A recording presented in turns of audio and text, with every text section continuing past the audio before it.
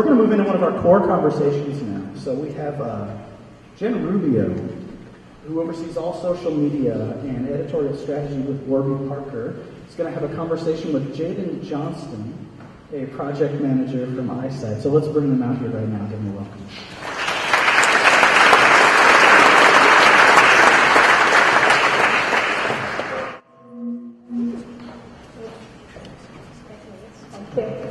Hi, everybody. So, I'm not Jen, I'm Jaden, just so we're clear. I am here to introduce you to Jen Rubio, who is the head of social at Warby Parker, a company that we find absolutely delightful. Me personally, I got to try their at-home try-on experience. They do an online boutique of eyewear, which I was just kind of in a situation where I wasn't leaving the house very much, just had a baby, knee-deep in Instagram, found them online and thought, wow, this is really fitting my new model. So I brought this back to Eyesight and I said, you know, I did this at-home try-on. They sent me 5 pairs of glasses. I tried them all on. I had the most fun, the most awesome experience with these guys. It was completely different than anything I'd ever been through in terms of buying eyewear. And just the whole thing seemed like such a cool, different, disruptive sort of thing that we thought, hey, you know, we should get to know these guys better. So to do that, we're going to talk with Jen. She's going to give us a little bit of a peek into the world of social with Warby Parker and how they're doing that to disrupt their customer experience. So please help me welcome Jen Rubio.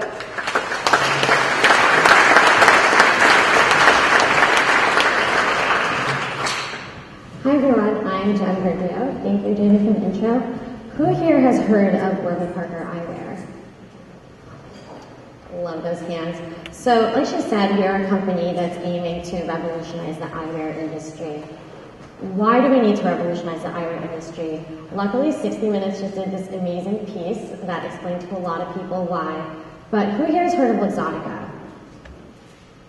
Okay, so actually more people raised their hands to Warby Parker than they just did to Luxottica. But Luxottica is one of the largest eyewear companies in the world, and they own Ray-Ban, Persol, Oakley, glasses that are made by Chanel, Versace, Prada, any designer glasses they license and make. They also own Eyemed, which is the largest vision care benefit provider in the country. So they're very integrated, and because of this monopolistic approach that they take, eyewear prices are artificially inflated. So when you go to the eye doctor and buy a pair of glasses, even if the frame that you want is $100, $200, you then have to buy the lenses, and then you have to get the anti-glare and the anti-scratch and all of these other things. And if you have a high prescription, you may walk out of there spending $600, $700, $800. And our founders believe that glasses shouldn't cost more than an iPhone. One of our founders, Dave Gilboa, lost his glasses when he was in business school, when he was on a trip, and he went the rest of the semester because he didn't want to spend $800 on a new pair of glasses. So what does Warby Parker Eyewear do to change that? We launched in February 2010 from 4 guys who were at Wharton at the University of Pennsylvania, and we launched with a $95 price point. So that means you can go to our site and pick out a pair of glasses, and it's $95 including prescription lenses. So a lot of people think we're a nonprofit because of this, and we're not. We are in fact a profitable company. But how do we do this? We cut out all the stuff in the middle. We took the traditional process of selling eyewear, of creating, of selling to opticians, and licensing and all of that stuff in the middle, and we decided to design and sell eyewear on our own. And that's why we can provide glasses at this $95 price point. Since then, we've expanded a little bit, and you can now buy titanium frames for $125, but all of it is very affordable, including prescription lenses. But what we've found is that even though people are amazed with the price point, that's not why they come to us. At the very core of our company and our customer experience is world-class customer service, which is something that we focus on. And when I say we focus on it, I don't mean that we focus, our customer service team focuses on it. It's embedded into every single area of our company, from design to social media to supply chain to technology. Our focus is on creating an amazing customer experience. We also have a social good component. For every pair of glasses we sell, we donate a pair, and this isn't the buy a pair, give a pair model that you guys may have heard about in the past where, we just go to a town and drop off a bunch of glasses. We work with organizations like Vision Spring and Community Enterprise Solutions, and what they do is they work with entrepreneurs in third world countries to start their own eyewear businesses. So we provide free glasses for them to use as inventory, but they learn how to give eye exams, and they make eyewear and corrective lenses affordable and accessible for people who didn't have access to them before. Over 1 billion people in the world don't have access to eyewear, and that's something that we're trying to change with not only our business model, but our social good model. Over 50% of our sales come from word of mouth. And it's been pretty incredible. So when we launched in February 2010, we launched with great PR with features in Vogue, Daily Candy, and GQ. Our founders are very business school guys, so they launched with a business plan. They hit their first year sales targets in 3 weeks and sold out of all of the frames in the first month. So they threw away that business plan pretty quickly. We more than doubled this year than last year. I started in August last year, and I was about the 35th employee. Yesterday, we crossed our 100th full-time employee mark. So our company is growing. There's definitely a demand for what we're doing, and we still have just such a very, very tiny piece of the market. Dave said earlier that customers don't care about the Net Promoter Score, but we do. So Zappos Net Promoter Score is 83, Amazon is 75, Apple 71. Our Net Promoter Score is 91%, so above all these industry leaders. And why do we care about the Net Promoter Score? It's not about the number, although I do love that we are higher than all of my favorite companies. It is about the essence behind the Net Promoter Score. It stands for everything that we're doing. Are we creating the best experience possible? This is so embedded in our company that this Net Promoter Score really reflects everything that we're doing. It's so much easier for people to complain than for people to tell their friends about things that are good. So this means a lot for everyone across the board. I'm the head of social media at Warby Parker, so what I do is all of the strategy and run the team that executes our community content, editorial, and I also oversee all of our partnerships. So like I said, we really focus on customer experience. So one of the things I look at every single day and everything that we do is how can we use social media to enhance the shopping experience. I'm going to talk about this more with Jaden, but our primary platforms are Facebook, Twitter, Instagram, YouTube, Pinterest, Tumblr. There's about 40 more that we're present on and interact with people on, but every day I make sure that we take this social shopping experience and translate it into all of our conversations with everybody on all these social platforms. So I'm going to talk to Jane a little more about that now.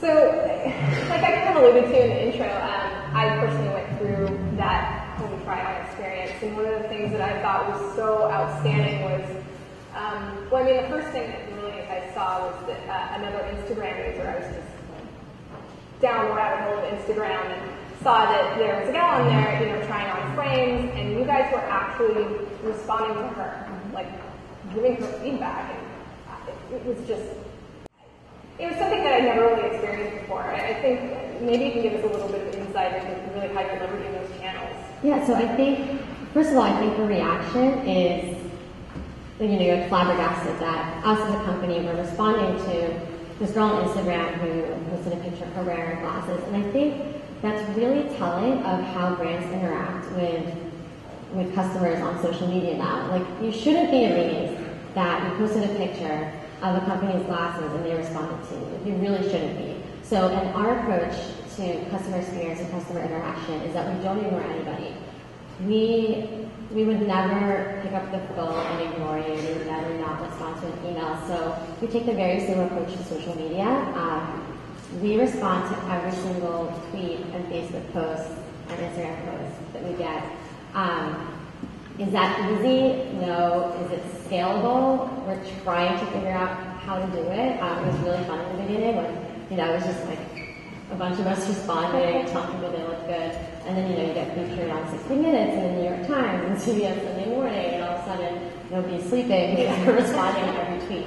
But I think what's really important is that we're not going to ever go back now and not respond to people. From day one, our company was responsive. Even before I came on board to run social media at Warby Parker, they created a Twitter account and a Facebook page purely because people wanted to converse with them on that. Until I came on board, there was no original content, so they didn't use that stuff as a marketing channel. They used it to have relationships with these people and they're seeking them out on their platforms.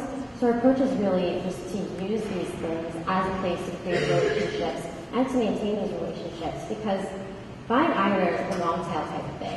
You don't just, how many times do you buy eyewear? Once a year, once every 2 years, maybe. One, because of the price. Two, because of the process. You have to get an eye exam. You have to go pick them out. You have to wait for that. There's an entire process here. So us creating these relationships and being in it for the long term is really our approach, and just making sure we interact with everybody. Mm-hmm. Yeah, and for me, I was definitely wishing that I could just buy glasses more often. I think I did the home try on like 4 or 5 times. Not to mention it was a great selection, but it was just such a great experience, And sorry to interrupt, for those of you who don't know about the home try-on, so the home try-on program is where you can go on our website, pick 5 frames that you like, and we'll send them to you to try them at home for 5 days for free, and then you can send them back. And if you like any of those, then you can order them, and we'll let you the glasses you want. But it's actually really fun because a lot of people have them for 5 days, so every day they'll wear a different frame, and they keep track of the compliments they get, and that's how they pick their glasses. So yeah, I was so excited after I wrote my little review about you guys, and you guys sent me a YouTube video back personally thanking me. It was just whoa. Stop the presses. Actually, you really had a great experience. Yeah, I did. I really love you guys. Anyway, so I think this is a good example of sort of the human referral effect too, because I know that my experience really, I think I got probably 3 or 4 people to at least try the program, but 2 other people subsequently bought glasses from you. Mm-hmm. So to me, it was just, being a project manager, I feel like I kind of have to lead that charge, at least with eyesight, that sort of start to finish of that customer experience. So it was just really awesome to see that you guys are really in tune with that. Now I was curious, a couple of people had asked me before, some of the real big challenges of the eyewear industry and sort of how you guys are changing that, and it's really obvious with the social, but in terms of, you guys are doing all sorts of campaigns and things like that. What are you guys doing right now that are sort of, as data like people rescuing you from irrelevancy and things like that? Yeah, I think it's before we even get to the fun, sexy campaigns that we're doing, which there's certainly a lot of. From the beginning, we really just identified all of the pain points of buying glasses, and no one before this really thought to buy glasses online. There have been eyewear companies that have been online for a long time, but the process is so painful because shopping for glasses is one of the most social, high-touch experiences that there are. It's not like buying like a shirt where you pretty much have a size and you buy it and the fit is not right. It's something you wear on your face. Everyone's head is shaped different. All the glasses pretty much look the same on the website. Not to us, but you're going on there and seeing 100 pairs of glasses. They all look the same, and you don't know how big they are. So it's a really intense process in person, which means it's 100 times more complicated online. And then again, there's the issue with the eye exam. Your eye doctor takes something called a pupillary distance, or PD, and measures it so that they know how to cut your lenses. And then when you get the glasses, there's the adjustments and the fit and all the stuff we have to take care of. So that's something from the beginning that we knew we had to solve. And if we couldn't solve it, we had to make it as easy as possible. So our home try-on program, it's a very expensive program for us to ship these glasses to people and try them for free. It converts well, but like you said, you did it 4 or 5 times. Right. You wanted to try on 20 pairs of glasses, and that's something, we're not going to limit you to how many pairs of glasses you can try on. But it's all these things that we know in the long run, because we've invested in creating a better experience, So right now we're investing a lot in an online app and also a mobile app that lets you measure your pupillary distance so that you don't have to go to your doctor. You can do it with your webcam and a credit card or your iPhone and a mirror. And that's something, that we're doing right now. And it's taking a lot of time, but it's an investment, and we know that the day that somebody can go to our site, pick 5 pairs of glasses, have it sent to them, show all their friends for a week, pick a pair, have us call their doctor to get their prescription from them, have them measure their own PD in the mirror with their iPhone, and get their glasses, and have that all happen in less than 10 days. Right. That's an amazing experience. And the whole time, there's about 10 different points in the process where they'll tweet about us, they'll post 5 photos on Facebook with their glasses, on Instagram. So this whole time, they're talking about us to everybody they know, and that's worth it to us. So really the focus, we haven't, for a long time, we didn't do a lot of campaigns because the focus has been on just creating this awesome experience online and offline. But now that we're growing, we're doing a lot of really great marketing stuff. So right now, there's the WP class trip. So Warby Parker took a big yellow school bus and ripped out the insides and made it look like an old professor's library with leather couches and mahogany shelves. And it's in Boston right now, and over the next 6 months we're driving to 9 different cities, so Boston, Philly, Nashville, DC, obviously minus border, Dallas, San Diego, LA, so all over, just to bring the showroom experience to people who haven't seen it before. You just went to Boston too. You just came from there, right? Yeah, I was just there a couple of days ago. So, and in January, we're opening our first flagship retail store. So, we've flipped around the model a little bit, started online, and now we're opening a brick and mortar store. Our first flagship in Soho, in New York, across the street from the Apple Store, one of our biggest inspirations.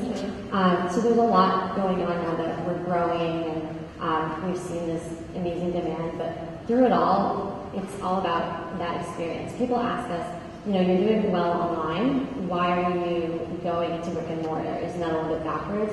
But it's not. We've seen this demand from people who want to come in and try on our glasses. We have a showroom in HQ. It used to be appointment only. We opened it up. Saturday, 900 people walk through the doors of our headquarters. This is our office where we work.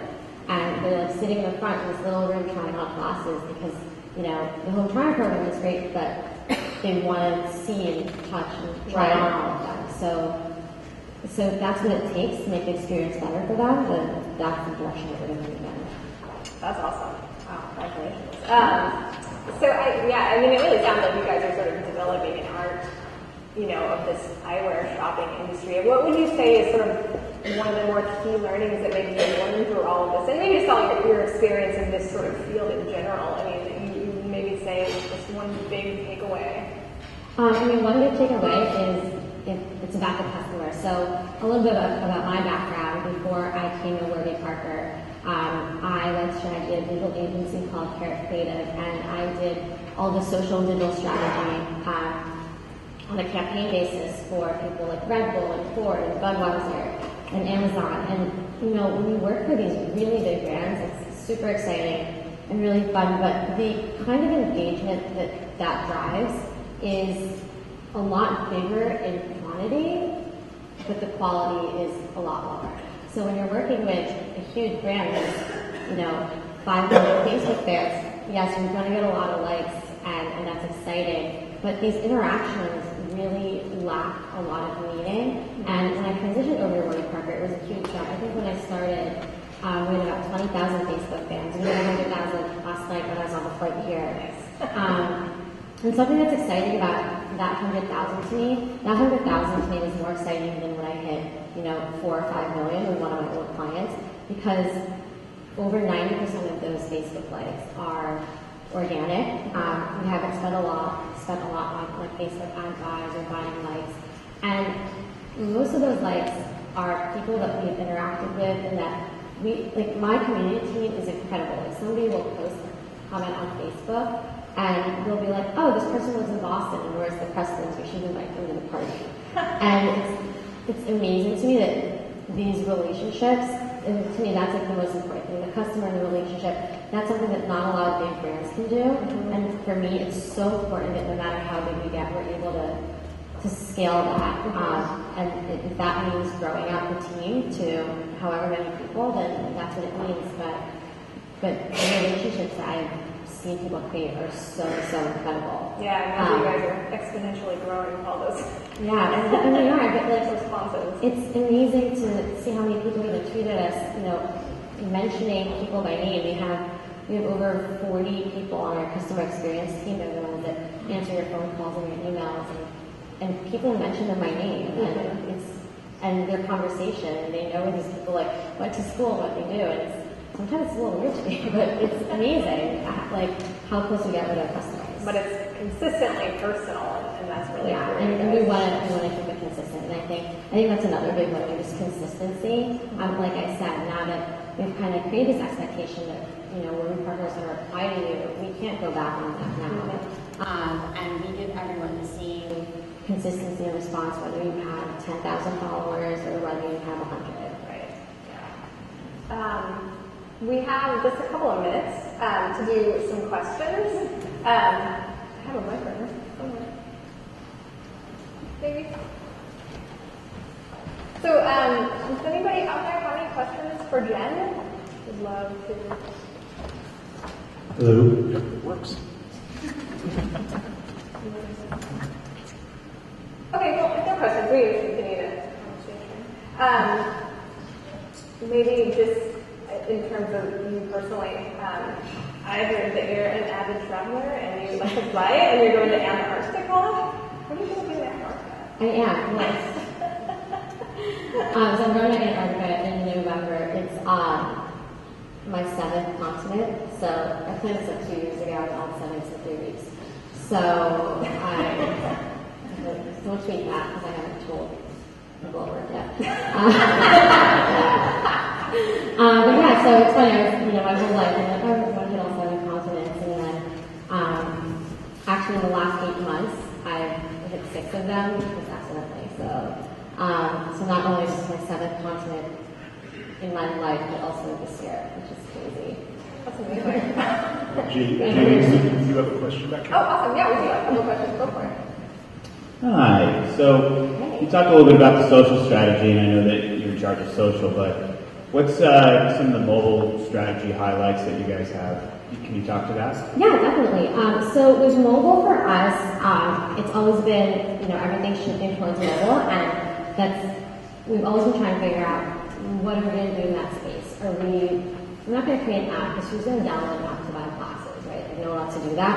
But if we do create an app, what is it going to be for? And we've found, what are the areas in our customer life cycle that an app would be useful. So the thing I mentioned earlier, measuring your pupillary distance, that's one thing. Another thing is virtual try-on. So even if you don't do the home try-on and you want to try glasses, you can take a picture of yourself with your phone and try on these glasses and use social to share those. So I think what a lot of retailers and e-commerce players do is just take their website experience and put it on mobile. And I don't think that's what you should do. I think you should think about why do people use their phones. And here's the thing, when you're buying glasses, there's a lot of steps in the checkout process. There's a long period of time where we could lose somebody because there's so many steps. There's entering a prescription, doing all this stuff, or your doctor's name, and that's not stuff we can change. So we know that's not something people are going to do on their phones. So I think our priorities on mobile are to optimize the site. So if we were sitting here and wanted to show you a pair of glasses, I could do that easily on my phone. But then in the app space or anything beyond that, just making sure we're doing things that are useful and that make sense, and not just creating a Warby Parker app just to say that we have one. Another one over there. Hi, so do you find your business model is easily replicated by other companies, and what steps are you taking to compete against them? It's funny that you say that because we have had, Groupon had a lot of copycats. We started in the last year or so to see a lot of companies pop up with the same model that the home try-on, the virtual try-on, all the things that we do on our site. What people can't replicate is the experience. So they can't replicate this amazing room of people that we have that provide the best customer service in the world. I kid you not, you could call them after this panel, 888-492-7297, 7, and just talk to them, and they will talk to you, and whether it's about glasses or whatever, they are the most incredible people. You can't replicate that. You can't replicate a dedicated team that responds to your tweets, and people can respond to them, but not the way that we do. Like these people aren't going to give you, and they might now, I'm saying this, but a YouTube video to thank you for coming to our pop-up shop and buying glasses. And that's why the customer experience is so important. So, we can put all of our time into design and development and user experience, and we put a lot of time into that and social impact. But at the same time, it's like, what are we providing in all of those things that are very Warby Parker and that people can't replicate? So I think in the last 2 years and continuing on, we focused so much on ourselves as a brand and what we're doing, so that we kind of have enough of a lead where these copycats can't catch up. And then, even if they do catch up in terms of sales or marketing or anything like that, it's these relationships that, they can't duplicate. Okay. Do you use any of the data coming off of your social media to select the cities that your tour is going to? And if you go global, how do you manage the multicultural experience to provide the same level of service in so many different languages and cultures? That's a good question. It's two great questions. Pretty much the ones that we ask every day at work. So the first question was, did we use our social data to determine which cities we go to? We partly did, but we also did customer awareness surveys in the 20 different markets and just identified. So there are some cities right now where we have showrooms inside existing boutiques, so we work with boutiques and cities to have space. So we didn't want to go to any that already had a physical presence. So there's very little overlap there, but we did. We looked at where our Facebook fans were coming from, and funny enough, that tied in with the customer awareness surveys that we did. And the second question on going international, this is something that I cannot tell you every single day. People ask me this, can you ship to Australia? Can you ship to the UK, to Brazil, South Africa, wherever? We can ship there, but it's very easy, I think, for a brand to, decide they're going to ship somewhere and turn on a new website with different currency and say they're international. And everything at Warby Parker that we do is so deliberate. And we don't just want to do that. So for example, it took us a long time to start selling to Canada. And, it doesn't seem like a big deal, but there's so many things with the labs that we work with and prescriptions and customs and even just the price point, like how are we going to price it so that, for example, one of the things we considered, so we're $95 with prescription lenses, including free shipping, so free UPS to your house. But in Canada, are we going to charge them the equivalent of $95 plus shipping, because shipping to Canada is very, very expensive for us? Or are we just going to wrap it all up in one thing, and then what are we going to do about returns? Are we going to pay for that? Are we doing that? So it's not just about, slapping a new currency on it and shipping. It's about the experience that people get. And we put so much thought into, even that $95 price point, the founders spent months trying to come up with that magic number of, should it be 99, should it be 100, should it be 89? And, what feels good for people. And it's really the approach we're taking for international. I know for my team, for social, when we do go international, I'm not going to expect somebody on my team to be interacting, for example, if we go to Brazil, to be interacting with these people the same way they do here. Any brand that's good at social internationally will tell you that you need people locally to do that. The cultures are different, the way you talk to people, and even just the social networks are different. Just because we're on Facebook, Twitter, Tumblr here, that doesn't mean that it's going to get any traction internationally. So there's a lot to do there, and that's why it's taking us so long. But we're taking our time so that we know we do launch internationally, or when we do launch new things like bifocals and progressive lenses, which is another big thing on the plate, is that we're doing it right and we're continuing the best customer experience. Awesome. Community of Equality. Or backwards. Anyway. All right, well, I think that's all the time we have, so I'd like to thank Jen. Thank you so much for sitting down with us today.